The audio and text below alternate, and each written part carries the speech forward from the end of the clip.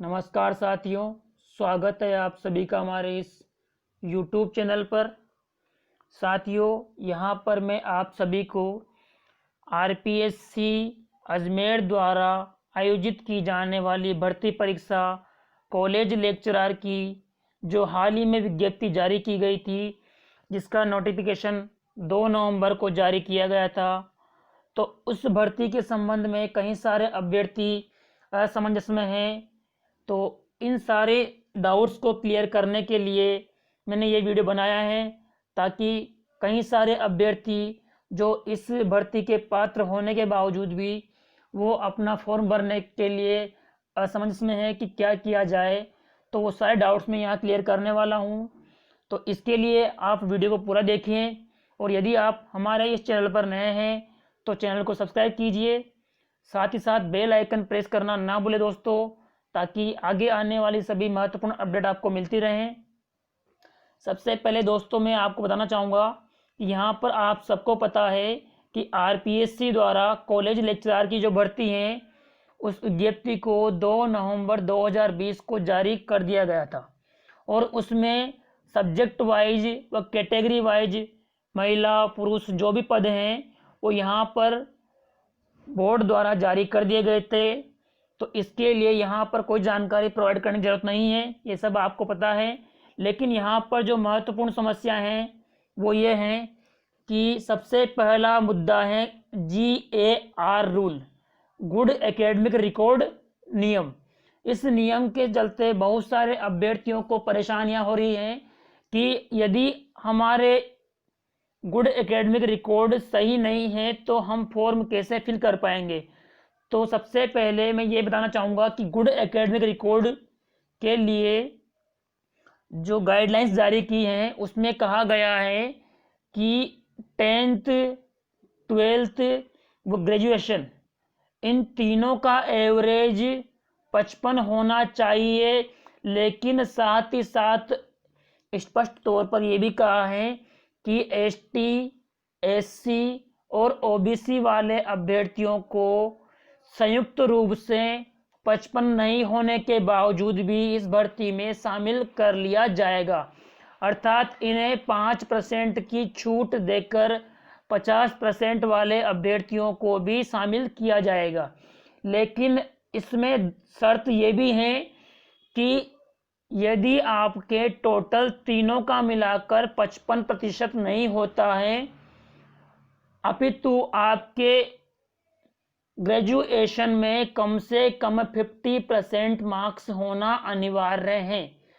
50% marks नहीं होने पर भी आप इस भर्ती का फॉर्म नहीं भर पाएंगे। अब यहाँ पर 2 बिंदु आते हैं दोस्तों। पहला बिंदु कि तीनों का इंडिविजुअल 55 होना अनिवार्य नहीं है, लेकिन तीनों का टोटल होना 55 होना अनिवार्य है। लेकिन यहाँ पर 55 होने के बावजूद भी 5% की छूट मिल जाएगी ST SC और OBC वाले अभ्यर्थियों को। और सेकंड पॉइंट है कि पोस्ट ग्रेजुएशन में आपके 55% अंक होना अनिवार्य है। लेकिन इस सेकंड बिंदु के लिए भी, जो कि 55% होना अनिवार्य है, इसके लिए कई सारे अभ्यर्थी समस्या में हैं कि जिन अभ्यर्थियों को प्रमोट किया गया है प्रीवियस से फाइनल में, तो उनके रिजल्ट अब तक जारी नहीं हुए हैं। तो सारे अभ्यर्थी इस बात को लेकर असमंजस में हैं कि हमारे प्रीवियस का रिजल्ट 55% से कम रहेगा या नहीं, इस बात का किसी को पता नहीं है। और कई सारे अभ्यर्थी हैं जिनका हाल ही में फाइनल ईयर का एग्ज़ाम हुआ है, लेकिन उनके रिजल्ट भी जारी नहीं किए गए हैं। तो उसको लेकर भी कई सारे अभ्यर्थी परेशानी में हैं। और इसी के चलते एक छात्रा ने कॉलेज भर्ती के लिए हाई कोर्ट में याचिका दायर की थी। उसके माध्यम से परिणाम नहीं आने तक अभ्यर्थी को फॉर्म फिल करने के लिए अनुमति दी है।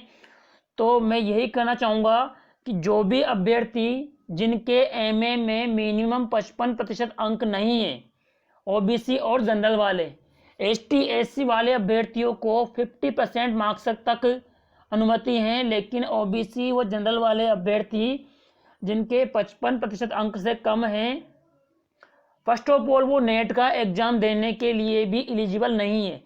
तो उन अभ्यर्थियों के लिए मेन समस्या यहाँ रहेगी कि अगर वो नेट का एग्ज़ाम देने के लिए एलिजिबल नहीं हो पाते हैं तो यहाँ पर कॉलेज लेक्चरर का जो एग्ज़ाम है या भर्ती है, इसके लिए फॉर्म भरने का कोई मतलब नहीं रह जाता दोस्तों।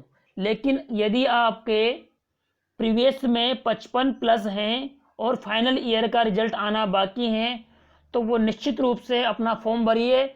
और नेट के लिए आपको यहाँ पर मेन समस्या ये है कि कई सारे अभ्यर्थी इस बात को लेकर भी असमंजस में हैं क्या कि जिस अभ्यर्थी ने नेट क्वालिफाई नहीं किया हुआ है क्या वो फॉर्म भर पाएगा या नहीं। तो यहाँ पर मैं आपको क्लियर कर देता हूँ दोस्तों कि जिन अभ्यर्थियों ने प्रीवियस एग्ज़ाम क्लियर कर लिया है, एमए एमएससी प्रीवियस का जो एग्ज़ाम है वो क्लियर कर लिया है, वो अभ्यर्थी भी इस भर्ती के पात्र हैं, क्योंकि यहाँ पर स्पष्ट कहा गया है कि इंटरव्यू से पहले आपकी संपूर्ण क्वालिफिकेशन कंप्लीट हो जानी चाहिए। तो इंटरव्यू के समय आपको नेट का सर्टिफिकेट, आपके पीजी की जो मार्कशीट हैं, वो सारी जो क्वालिफिकेशन इसके लिए चाहिए वो आपको इंटरव्यू डेट से पहले चाहिए, न कि फॉर्म भरते वक्त। तो इस बात को लेकर आप चिंतित ना हो। और यहाँ पर आप देख सकते हैं कि गुड एकेडमिक रिकॉर्ड में लिखा हुआ है 55%। तो यहाँ पर मैंने आपको समझा दिया है क्या करना है। और यहाँ पर एक और बात दे रखी है कि जो अभ्यर्थी एमफिल के थ्रू पीएचडी में प्रवेश लेते हैं तो 11 जुलाई 2009 से पूर्व जो अभ्यर्थी एमफिल के थ्रू पीएचडी में प्रवेश ले चुके हैं, केवल उन अभ्यर्थियों के लिए ही एमफिल के थ्रू पीएचडी मान्य होगी। और उसके बाद जो भी अभ्यर्थी पीएचडी कर रहे हैं वो सब नेट के थ्रू हैं। और अभी जो अभ्यर्थी पीएचडी करने वाले हैं जिन्होंने फिलहाल नेट का एग्जाम नहीं दिया है तो उनका पीएचडी केवल और केवल नेट के थ्रू ही मान्य होगा और किसी भी अदर रास्ते से नहीं। तो नेट का जो क्लियर फंडा है वो है कि नेट से ही आपको पीएचडी करना पड़ेगा। और यहाँ पर पीएचडी वाले अभ्यर्थियों को जो फ़ायदा मिलने वाला है वो आगे ये रहता है दोस्तों कि पीएचडी वाले अभ्यर्थियों को जिनकी ज्वाइनिंग से पहले पीएचडी कंप्लीट हैं उनको 4 इंक्रीमेंट का फ़ायदा मिलता है, जबकि पीएचडी प्रवेश अभ्यर्थियों को पीएचडी कंप्लीट नहीं हो परंतु पीएचडी में प्रवेश हो उन अभ्यर्थियों को 2 इंक्रीमेंट का फ़ायदा मिलता है। ये यूजीसी नेट की गाइडलाइंस के थ्रू मान्य होता है। लेकिन जो अभ्यर्थी केवल नेट देने वाला है या जिसने नेट का एग्ज़ाम नहीं दिया है उन अभ्यर्थियों को किसी प्रकार का कोई इंक्रीमेंट नहीं मिलेगा।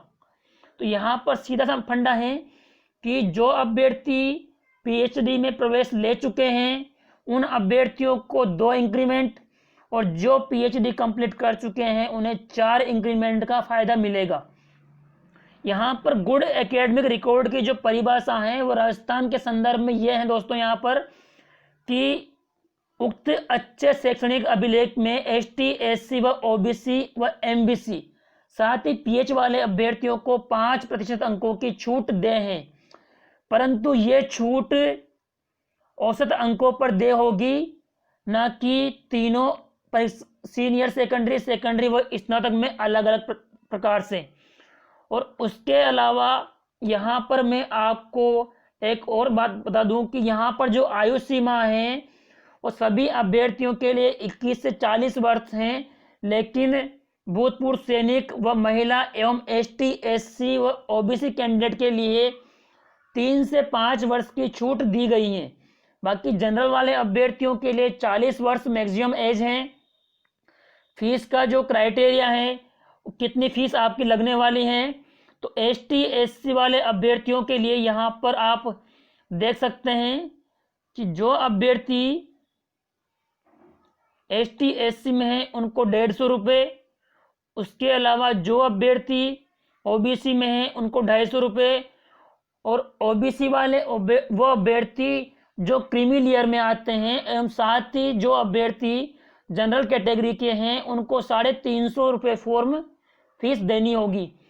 इसके अलावा गार रूल का कोई सिंपल सा फंडा कोई बड़ी बात नहीं है, लेकिन आप सबके मन में जो समस्या बनी हुई है कि गार रूल के चलते हम फॉर्म भरने के लिए एलिजिबल हैं या नहीं, इस बात को अपने माइंड से निकाल के सिर्फ ये ध्यान रखिए कि आपके ग्रेजुएशन में 50% मार्क्स होना अनिवार्य हैं। साथ ही साथ यदि आपके 10th 12th ग्रेजुएशन का 55% अंक नहीं है तो आपको 5% की छूट के साथ 50% अंकों के साथ भी आपको योग्य माना जाएगा। लेकिन ये शर्त केवल ST SC OBC MBC व PH वाले अभ्यर्थियों के लिए ही लागू होती है, ना कि जनरल वाले अभ्यर्थियों के लिए। और यहाँ पर 2 साल तक जो फिक्स पे मिलने वाला है वो UGC की गाइडलाइन के अकॉर्डिंग 6,000 ग्रेड पे, और यहाँ पर 15,600 से 39,100 फिक्स पे यहाँ पर दिया जाएगा। लेकिन ये जो फिक्स पे हैं ये केवल राजस्थान में लागू हैं। यदि कई सारे अभ्यर्थी जो बिहार व यूपी की भर्तियों के लिए एलिजिबल हैं, क्योंकि वहाँ पर PG प्लस नेट को कंप्लीशन मांगा गया है, तो वहाँ वाले जो अभ्यर्थी हैं जो उस भर्ती के लिए योग्य हैं, वहाँ पर UGC की 6,000 ग्रेड पे के अकॉर्डिंग वहाँ का जो स्टार्टिंग पेमेंट है 57,100 प्लस रहने वाला है। और इसी के साथ साथ उनमें आपको HRA और DA भी मिलना तय रहेगा। लेकिन राजस्थान में 2 साल तक आपको केवल फिक्स पे के थ्रू ही काम करना पड़ेगा।